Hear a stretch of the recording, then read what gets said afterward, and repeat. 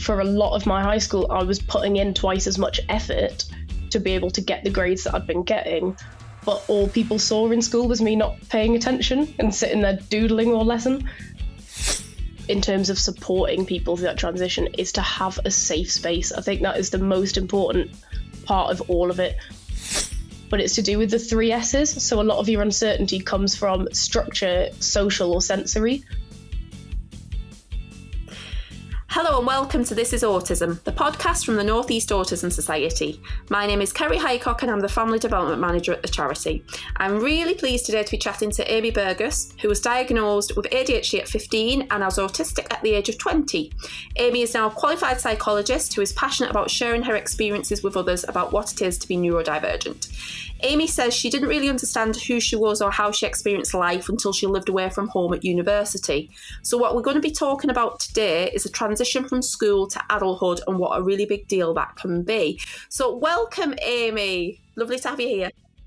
Thanks for having me. Can you tell us just a little bit about yourself, Amy, please? Of course. So I am autistic and ADHD, and I am the owner of AJ's Brain, where I essentially go around to schools and businesses and the NHS and to parents and just talk a bit about kind of what it's like in my brain and how I experience the world and how that impacts things. I am a qualified psychologist, so I have that kind of the knowledge, the theoretical background, as well as the lived experience. And I also work as a teaching assistant 2 days a week at the moment. So I kind of work with neurodivergent children and have that experience as well. In terms of having my diagnoses, I found the transition into adulthood really hard, and I've kind of had to figure a lot out about myself as I've been transitioning into that adulthood and looking back at my life and all the different kind of ways I experienced things growing up and all these different experiences and putting context to that with my diagnoses has been really, really helpful, which is part of what my AJ's Brain allows me to do, is figure things out through AJ's Brain and talking to people and then putting that into my life and further kind of figuring myself out. And I've seen AJ's Brain and it's wonderful. The work that you do is really, really incredible. I love some of the illustrations, but you must be super busy, Amy. That sounds like you cram a lot into your days. Absolutely, I am, yeah. It comes with a lot of support, and I've got a really good support team around me that are really helpful and allow me to kind of do the work that I do while not having to spend all my time on the organising. I've got people who can help me figure out when I'm doing things and what I'm doing, so it does come with support. Wonderful. So you're autistic and you also have ADHD. Can you tell us a little bit about what does that mean for you, Amy? What does it mean to you as well? So to be honest, it's at the heart of everything I do. It's at the core of everything I experience and I think, and the way I go about the world. It's completely at the heart of all that. When I think about it in terms of obviously being diagnosed relatively recently with both and looking back at my life, I can see it was the ADHD part of me that was more impactful as a child when I look back. So as a kid, I was very on the go, very excitable and bouncy and bubbly, and I would agree to all clubs and activities. I had very little sense of danger and stopping and all of that. I was constantly just doing things. And people would say, do you want to? And I'd say yes before I even really knew what it was. And that was at the heart of a lot of things. But I think that developed me at that age a bit of a persona of outgoing and bubbly and excitable and social, which then when I got older and the world kind of got more serious and there was a lot more responsibilities on things, I started to find the world just a bit scarier, and there was a lot more independence and organising my own things. And that's when kind of a bit of a switch happened, and I realised there's probably more going on in my life that's not obviously the ADHD means the organisation was hard, but the independence and the social side of things when I got older was a lot harder. So as I've gotten older and now I'm an adult, I would say my autistic side of my brain impacts me a lot more daily, because there's a lot more to consider in life, and the uncertainty, I think, as you get older impacts me a lot more, and a lot of my anxiety comes from uncertainty. But I think it's interesting in terms of having both and having autism and ADHD together, because I think that's part of why I was diagnosed later with both of them, because of the way that they contrast. So you look at things like routines, and is it as an autistic person, I thrive on routines. I love knowing what's going on and planning and having these routines. But the ADHD side of me doesn't like routines, likes to do things spontaneously and agree to things, and then can't stick to routines, can't follow them, and doesn't really like to be told what to do, so can't stick to other people's. So it kind of goes missed on both parts because it's kind of somewhere in the middle, even though it's the two extremes fighting. And in terms of the work I do at the moment, my ADHD side of my brain agrees to things constantly, and someone's like, here's an opportunity, and I'm like, yes, get me onto that. Then the autistic part of my brain panics about it and has to plan things and figure out what's going on. So it is an interesting way that they contrast. Like, I thrive in chaos and love busyness, and then very suddenly my brain will switch and be really overstimulated and overwhelmed, and I just need to leave.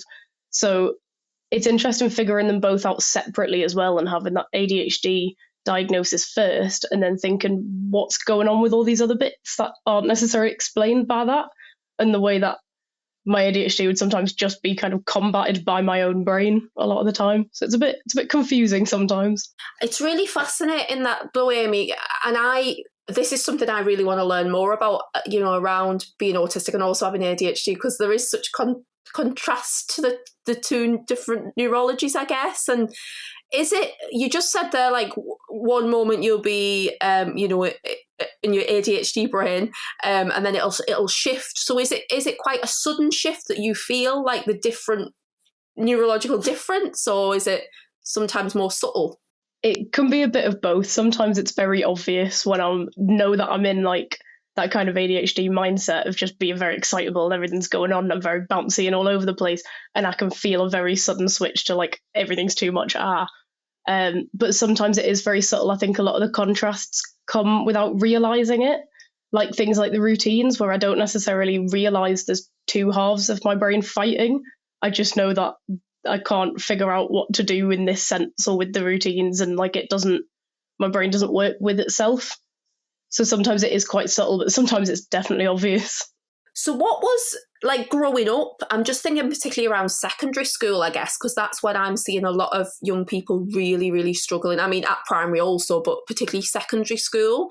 What was that like for you, Amy? It was quite a big change in my life throughout secondary school. So I did the first school, middle school, high school system. So I went into high school in year 9. And at that point, I think school to that point had been very logic-based, in the sense that you figure things out in the classroom, or the work is presented to you and you have to kind of think about things and work it out, and that was okay with me.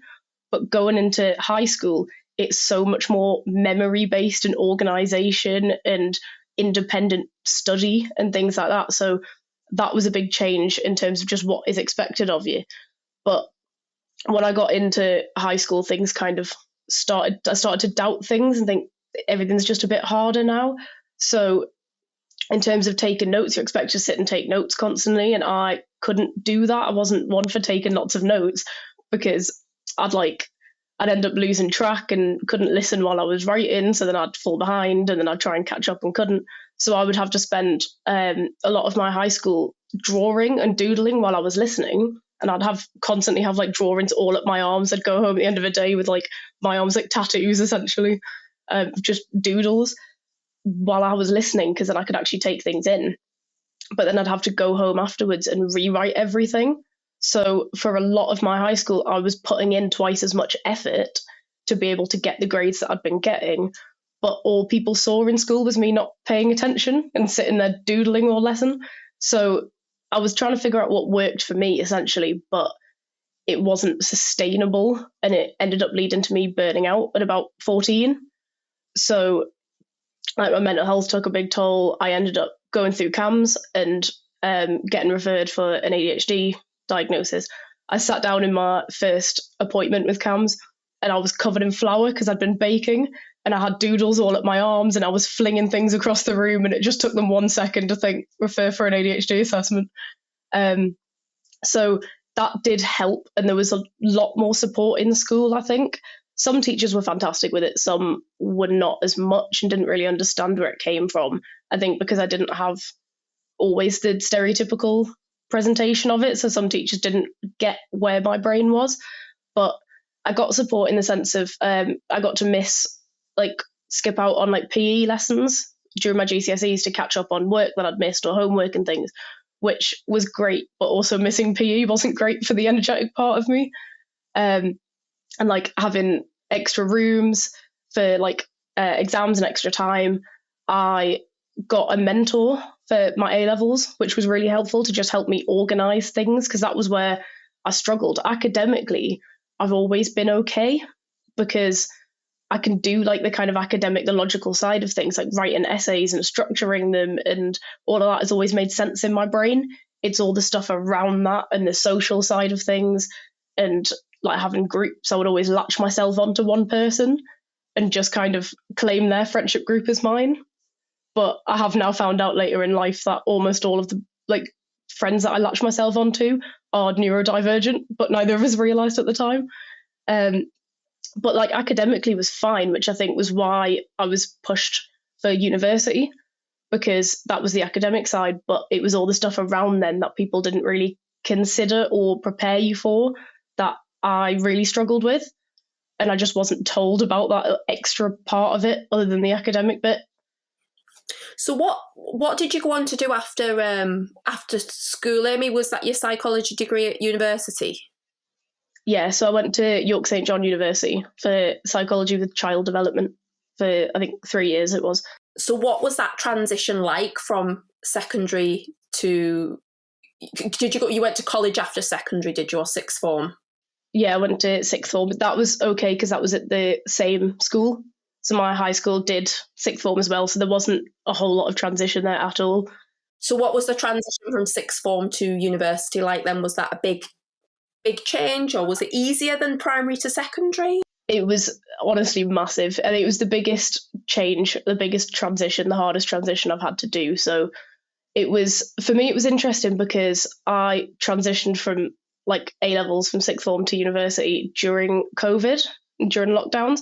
So I went to university in 2020, September, and kind of the transition to independent living and being on my own and this having to socialize and reach out and like socialize myself rather than being kind of put in groups at school was quite difficult. But I had it quite lucky in my first year of uni where I could do the academic side, but it was the rest of it that was hard. But a few months into my first year, there was another lockdown.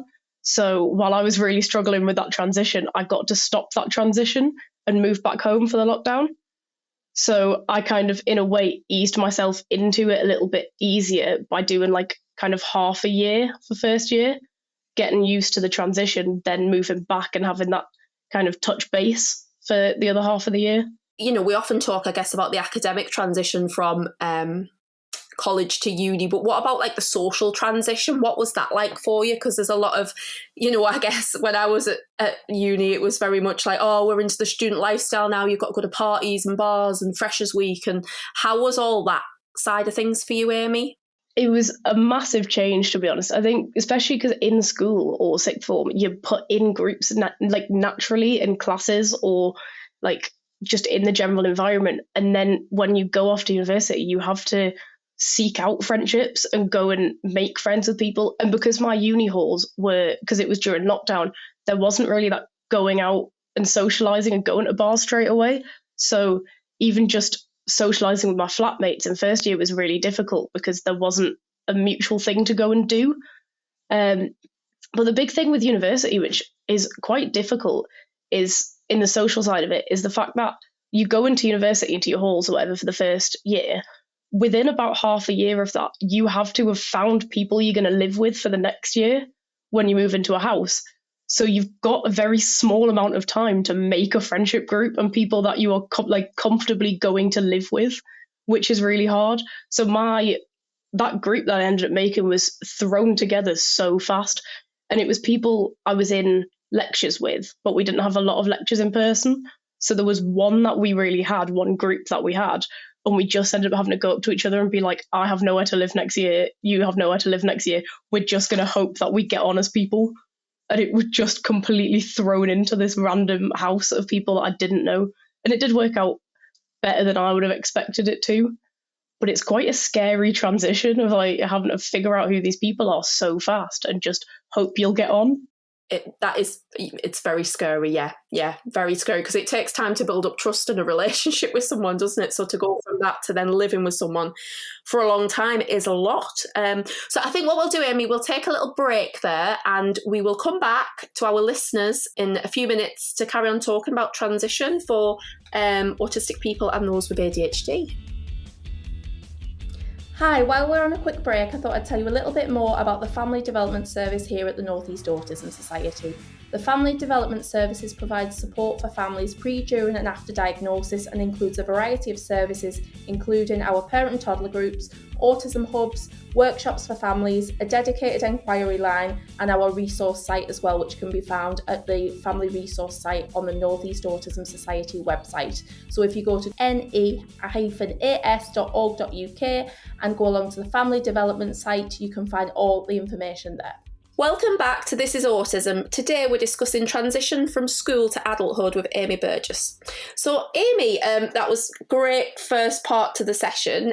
Just to go on now really about supporting autistic young people and adults, I guess. What advice would you give to parents who are supporting their child through that transition of leaving school into the next steps in their life? I think the main thing in terms of supporting people through that transition is to have a safe space. I think that is the most important part of all of it, because there is so many things going on at the same time. There's so many transitions into it's a whole different way of life, and that can get so overwhelming.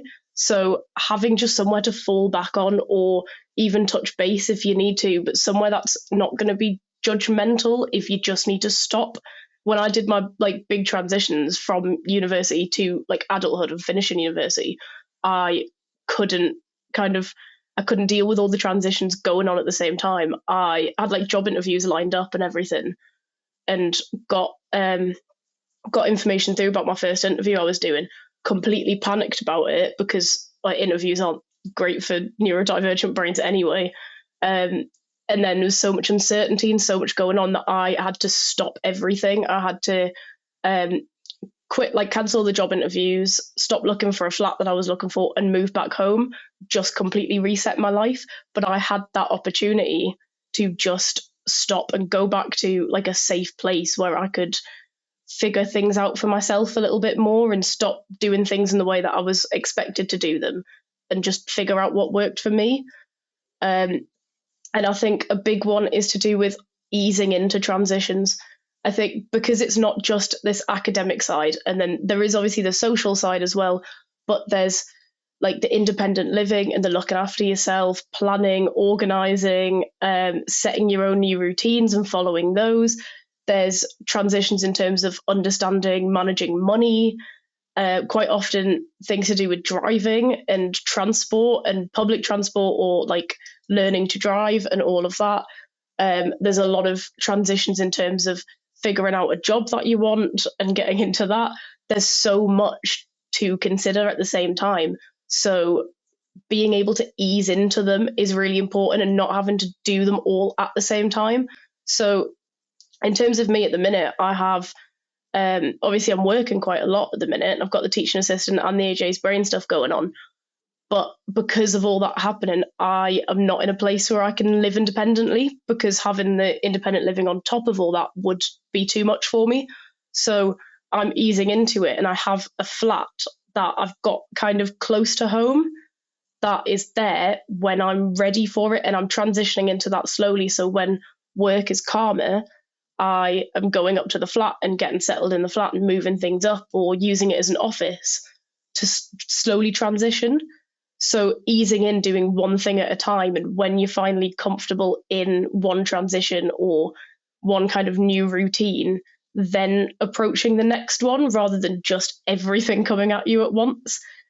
And I think a big one for parents that's really helpful in terms of support for all of transitions anxiety is there's a strategy in the anxiety workbook by Claire Ward and Jamie Galpin, which is to do with uncertainty and managing uncertainty, which is where a lot of the anxiety around transitions comes in, especially into adulthood.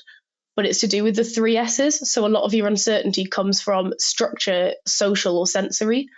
So this works for me so well when I'm anxious or there's something else going on, is figuring out what, in terms of structure, so like what's going to happen, what might be expected of me, where should I be, what's going on, figuring out those, answering those questions. Your sensory uncertainty is around like what noises, what might the input and the environment be like, and how can I manage that, what tools can I have, and then your social of like who's going to be there, do I have a safe person, and working through those really helps me out on a daily basis, and having that, and that can lead on to more independence when you start to be able to use it yourself, so supporting them to use it, and then they can eventually kind of work through those steps on their own when they're uncertain. Yeah, that sounds like a really good strategy. I like that one. 3 S's. I shall look into that one. Brilliant. You know, I was just thinking when you were chatting, because you mentioned something earlier about interviews, and I was just wondering, how was that process for you, Amy, in terms of recruitment for university? So in terms of applying, going for maybe an interview or filling in the form, how kind of accessible was it? I think, again, for me, it's slightly different because I was during lockdown, so they let a lot of people into university without a lot of the formal proceedings. But form filling is not something that I do well, or that I could do very easily. Like all forms that I have to fill in, even for applying to university, just is stressful for some reason. I can't necessarily figure out why, but just knowing all this information and knowing what you need to put and what they might be expecting you to write down, and like filling out personal statements, I think is a really interesting one, and how like talking about yourself and like bigging yourself up in a way that doesn't sound like you're bigging yourself up is quite difficult. There's a lot of social rules applied to applying for anything, for jobs, for university, for anything. There's stuff people are looking for all the time that are not explicitly stated. So that's quite tricky. Yeah, absolutely. And what about the academic side of things? And I guess, you know, you're clearly more than capable of managing the academic side, but I was speaking to somebody a few weeks ago, an autistic student, and she was saying actually the fact that she's got to present all of her work in a written format actually doesn't work for the way her brain processes information. And we were having this discussion about actually how neurodivergent friendly is the fact that you've got to present everything in the same way. Yeah, I think in terms of the academic side, I think generally at university, you are not given as much guidance in general. So when you do any sort of assignment in school, you're given like lists or maybe like practice things or examples. At university, you're given such a brief bit of information about what to do. They're trying to put that independence on you. But you have to kind of figure out the structuring and things yourself, which is quite difficult. The presentations and having to do presentations at university is a massive thing, and that's definitely not accessible for a lot of people. For me, though, I found when I was in third year of university, I was doing a module on neurodiversity, which fit me really well, and the lecturers were amazing because they got that, like, you might need to do things differently. So we had the opportunity to do an assignment in whatever way we wanted to. So we could do like an essay if you wanted to, or a presentation, or an infographic. And I did an animation for that one because that's how I felt like I could best put across my information, my knowledge for it. And I got the best grade in that, like in our like class, in our group for that. And really, that was the start of my whole AJ's brain, and figuring out that this is something I could do, is animate these things to explain what I want to explain. And it just shows that yeah, I was okay with the general academic side when I had a lot of guidance and I needed to have meetings and help, like have my lecturers explain things to me more. I always had a meeting and was like, what does this mean in the brief? Because that makes no sense. But when I've been given the opportunity to just figure it out with my brain and do things in a way, it was really successful. So I think the majority of the time it's not that accessible to people whose brains prefer it that way. And I was very lucky to be able to have that one module that just really showed what I was capable of. Absolutely. Kind of proves a huge point, really, doesn't it? That we all don't learn or think in the same way, clearly. And therefore we need to change out a lot of our educational practices, throughout the whole lifespan, I think. That's probably a podcast for another day. So I'm really interested in this question. Amy, did your diagnosis at 15 then influence your decision in becoming a psychologist? I think yes and no. I think looking back, I've always been very interested in people and how people worked. So when I think about being in like high school or just like before I had my diagnosis, the lessons that I always really got into and really enjoyed were things like history and English literature and drama, where it was focused on what people do and why they do it and the motives behind that. Because I think I obviously always found that a bit confusing growing up, but didn't realise that. So I like to spend my time figuring out what it was that people did and why they did things. And then I got the chance to do psychology at A-level, and that really helped. But I think in terms of having the diagnosis, it gave me like an area of focus. It gave me that awareness that actually I have always been interested in people and people's brains. And now I had an area of like people whose brains work differently. That's really fascinating to me. So because I like to figure out how my brain works, I like to learn about my brain and how it does things and what it prefers. It just gave me a really clear focus of research. I spent so much time learning about ADHD and learning about how different things worked, and all the kind of less stereotypical parts of that was really interesting. And I think in terms of that, it was interesting in terms of reading then around autism at that point, because I just did a lot of research about psychology in my free time because it was really interesting. But because so much of the stuff online and the stuff that I was reading was very stereotypical about autism, I knew I related to some bits of it, but not all of it. So I never connected that for myself, even while I was really into that and reading. And when I got diagnosed with autism at university, that was while we were obviously learning about psychology, and autism and ADHD came up a lot in my degree.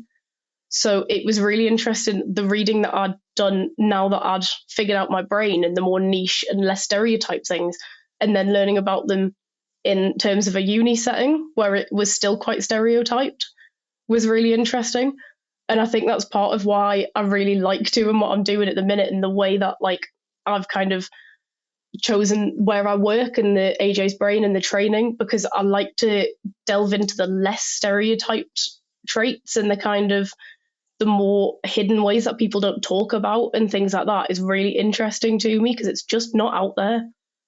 Yeah, I think what's interesting is because we still have this misconception, which is a huge, huge, massive, dangerous misconception that autistic people lack empathy, for example. But, here I am speaking to somebody who is a psychologist, therefore is very interested in other people and what other people think and feel.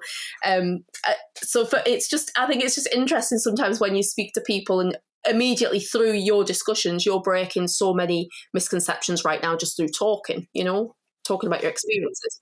Yeah, and I think we've still got such a long way to go around some of those very quite dangerous, damning narratives, I think, about what does it actually mean to be autistic, and female as well. You're also female, so that has another, impact, doesn't it? I mean, the fact that some people still believe that females can't be autistic. I know, and the differences in how it presents as well is just like it's starting to get more traction and more education around it, but it's still not a whole lot, and people don't really get the different presentations and how it can come across, and there's so much more that needs to be educating people on and things. Which is why you're here today, Amy, so it's wonderful. So last question, Amy, just tell us a little bit about your work. Where can people find out more? What are your plans for the future? So the AJ's brain that I do now, so I'm going around all sorts of different people. I've done like assemblies in school and training teachers and school staff, training the NHS, I'm doing parent courses, all sorts of just stuff about explaining how my brain works and all the kind of things that might be missed or putting my perspective out there. And came from when I was trying to go for all these job interviews and realize that line of work was just not set up for me and that wouldn't work. So now the way I do things works so well for me. Like even like the talking and training, I never really thought when I was younger that I'd be doing public speaking as a job. That was never something that crossed my mind. But now because I know more about my brain, I now just see it as I'm info dumping to people about one of my biggest interests, which is like neurodiversity and psychology, which works fantastic. And I can spend my time like drawing in front of the TV and watching Doctor Who all day. It works fantastically for me. And in terms of why I'm doing it and why I'm so passionate about it, is because there's so much training and information out there that is written and presented by neurotypical people. And I really do think that neurodiversity training needs to be led by neurodivergent people and seeing it from the inside rather than seeing like behaviors and assuming where they're coming from, but actually understanding what it is on the inside and what things feel like and why we might act in certain ways or do certain things from a perspective of someone who's living it. I started the AJ's Brain last year, and it's picked up a lot faster than I ever would have imagined it to. It shows the demand for it, the need for that education at the minute, but it has gone a little bit nuts recently, and it's so many opportunities and like different things that I just never expected myself to be doing, like assemblies and training and courses and things like that. It just shows that there are other ways, I think, that you can do things, and you don't always have to follow this 9-to-5 work and this kind of life that might be expected by people. There are ways to do it that work better for you. So in terms of my like future with it, I have got absolutely no idea. I never intended it to get to this point quite so fast, and I'm really happy it has done. But I'm essentially just taking it every day as it comes, and I'm going to just see what other opportunities end up there. I've got a Facebook and an Instagram under AJ's Brain, a website under AJ's Brain at www.ajsbrain.co.uk, and I've also got an email at ajsbrain@gmail.com. So there's a lot of ways to figure things out. My website gives a bit of information about what things I can offer, and if anyone wants training or the kind of different opportunities there are. But I like to just post like packs and information on social media as well. So when I'm not talking and training and going out there to educate people, I like to just sit and draw and put whatever I can out on social media anyway. Amazing.